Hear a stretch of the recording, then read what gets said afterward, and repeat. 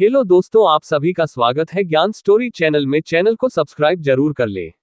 भगवान विष्णु की ही तरह भगवान शिव ने भी कई अवतार लिए हैं, लेकिन उनमें से भगवान शिव का एक ऐसा अवतार है जिसके बारे में न केवल लोगों को जानकारी कम है, बल्कि आप ये कह सकते हैं कि भगवान शिव का ये सबसे भयावह और शक्तिशाली अवतार है।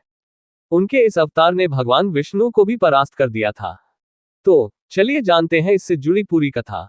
पौराणिक कथाओं में एक अत्यंत रोचक घटना का वर्णन मिलता है, जिसमें भगवान विष्णु से लड़ने के लिए भगवान शिव ने एक अवतार लिया था।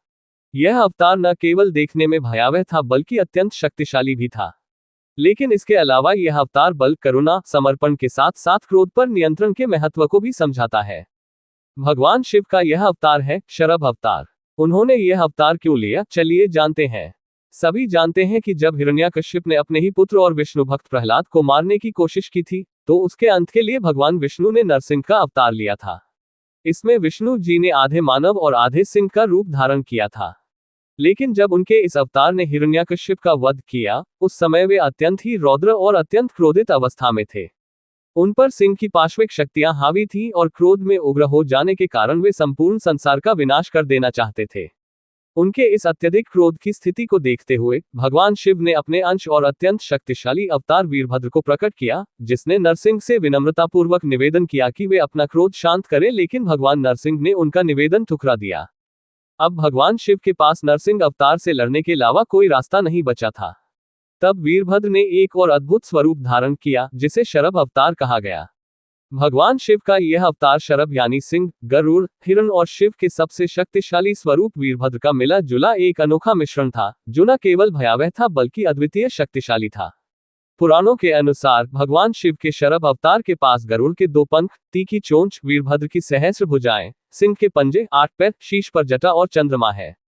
उनका यह अवतार ब्रह्मांड का सबसे शक्तिशाली प्राणी माना जाता है, जो एक छलांग में ब्रह्मांड के इस पार से उस पार तक जाने की क्षमता रखते हैं। शरभ अवतार के एक पंख में वीरभद्र एवं दूसरे पंख में महाकाली, मस्तक में भैरव एवं चोंच में सदाशिव स्थित हुए और शरभ अवतार ने भगवान नरसिंह को अपने पंजों में जकड़ लिया और आकाश में उड़ गए। शरभ अवतार ने अपनी पूंछ में नरसिंह को लपेटकर उन पर अपने चोंच से प्रहार करना शुरू कर दिया। बाद में अपने तीखे पंजों से नरसिंह की नाभि को चीर दिया। इस आक्रमण से नरसिंह घायल हो गए और फिर उन्होंने अपने दिव्य शरीर का त्यागने का निश्चय किया। जब उन्हें अपनी गलती का एहसास हुआ, तो उन्होंने भगवान शिव से प्रार्थना की कि वे उनके चर्म को अपने आसन के रूप में स्वीकार करें। तब से भगवान शिव जी ने उनके चर्म को अपने आसन के रूप में धारण किया हुआ है।